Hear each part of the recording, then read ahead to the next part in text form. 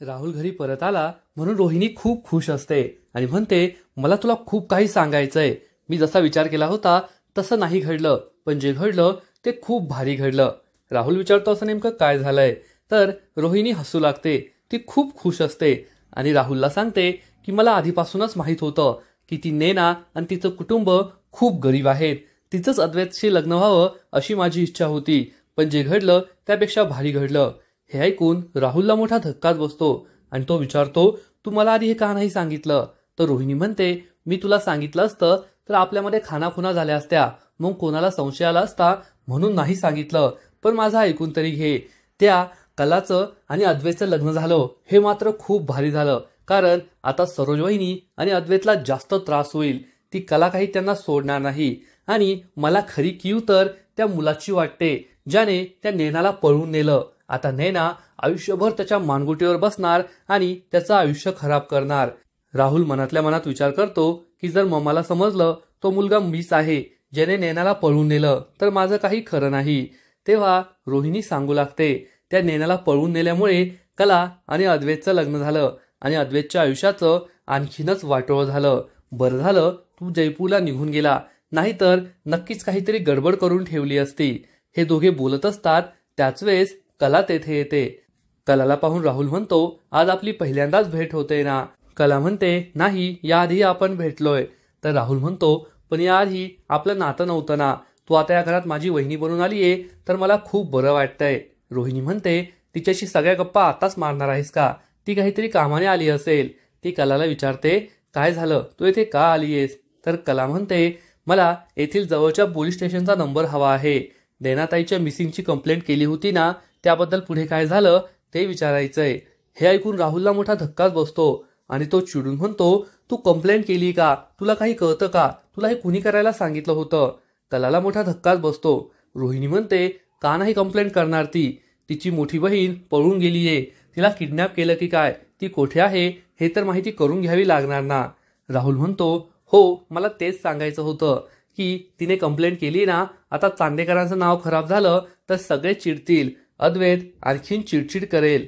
रोहिणी म्हणते, ते सोडून दे आणि ती कलाला म्हणते की मला नंबर भेटला की मी तुला देईल. कला तेथून निघून जाते.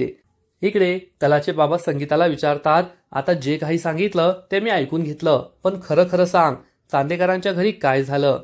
पण संगीता काहीच सांगत नाही आणि म्हणते, आपली मुलगी तेथे खूप खुश आहे, तुम्ही नका तिची काळजी करू. काजलला सुद्धा खूप वाईट वाटलेलं असतं. बाबा तिला विचारतात, तू सुद्धा त्यांच्या घरी गेली होती ना? आता तू सांग तेथे नेमकं काय घडलं? काजल काही सांगणार इतक्यात नैनाच्या रूममधून काहीतरी आवाज येतो. तेव्हा बाबा म्हणतात, नैनाच्या रूममधून कसा काय आवाज आला? संगीता म्हणते, किचनमधून आवाज आलाय. पण बाबा म्हणतात, नाही, मी जाऊन पाहतो, नैनाच्या रूममधूनच आवाज आलाय. लगेचच काजल रूममध्ये जाते आणि नैनावर चिडून म्हणते, कशाला आवाज करतेस? बाबांना संशय येईल ना? नैना म्हणते, मला फक्त फोनचा चार्जर हवा होता. काजल तेथून बाहेर येते आणि बाबांना खोटं सांगते की हवेने पुस्तक खाली पडलं म्हणून आवाज आला होता. पण बाबांना मात्र संशय येतो. इकडे राहुल घरी आलेला असतो. तेव्हा काका आणि अद्वैत त्याला विचारतात की जयपूरला नेमकं काय घडलं? राहुल सांगतो की आपल्या फॅक्टरीमध्ये शॉर्ट सर्किट झालं, त्यामुळे आग लागली. तेव्हा आपल्या एका एम्प्लॉईने ती आग विझवण्याचा प्रयत्न केला आणि त्यात त्याला दुखापत झाली. परंतु मी सगळं हँडल केलं. त्याला कंपनीचा इन्शुरन्स दिला. त्यानंतर माझ्याकडून एक बक्षीस सुद्धा दिलं. सगळं अंडर कंट्रोल आहे. हे ऐकून काका आणि अद्वैतला खूप आनंद होतो आणि ते राहुलचं कौतुक करतात. तेवढ्यात गुरुजी घरी येतात. अद्वैत विचारतो, तुम्हाला कोणी बोलवलंय? आबा येऊन सांगतात, मी त्यांना बोलवलंय. आबा गुरुजींना म्हणतात, आमच्या चांदेकरांच्या परंपरेनुसार नवीन पिढीतलं हे पहिलं लग्न आहे, त्यामुळे जागरण गोंधळ आणि सत्यनारायणची पूजा करावी लागेल. गुरुजी म्हणतात, हो, मी सुद्धा हे सुचवणार होतो. अद्वैत आणि कला तेथे येतात. तेव्हा गुरुजी म्हणतात, तुम्ही नवीन जोडपा आहात ना, तुम्ही जोडीने पाया पडायला हवं. हे दोघे जोडीने गुरुजींच्या पाया पडतात. गुरुजी त्यांना आशीर्वाद देतात की फक्त हाच जन्म नाही, 7 जन्म तुमची जोडी अशीच राहो. हे ऐकून या दोघांना खूप राग येतो. तेव्हा आबा म्हणतात, आजच्या आज सत्यनारायण आणि जागरण गोंधळ करून घेऊया. गुरुजी म्हणतात, हो चालेल. आबा रजनीला सगळी तयारी करायला सांगतात. रजनी हो म्हणते. सरोजला खूप राग येतो. इकडे नैना ही बाबांसाठी चहा घेऊन येते. नैनाला पाहून बाबांना जबर धक्काच बसतो. ते चहाचा कप खाली फेकून देतात आणि नैनाच्या थोबाडीत मारतात. नैना रडू लागते. बाबा हे संगीताला आवाज देतात आणि विचारतात, ही नैना आपल्या घरात कशी काय? मी सांगितलं होतं ना तिला आपल्या घरात जागा नाहीये, एकही कोपरा मिळणार नाही. असं म्हणून ते नैनाचा हात पकडून तिला घराबाहेर हाकलून देतात.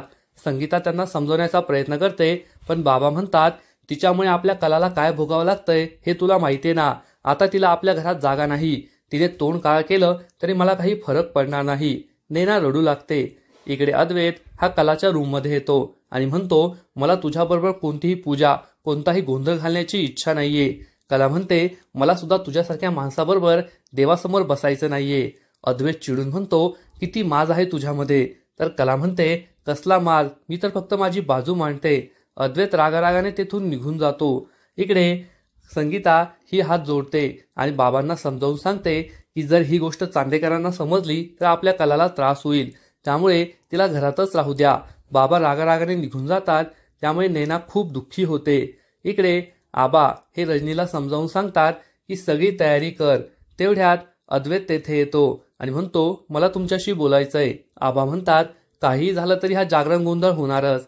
तर अद्वैत म्हणतो, ते नाही, आता राहुलने खूप चांगलं काम केलंय तर तुम्ही त्याचं कौतुक करा, आत्यालाही बरं वाटेल.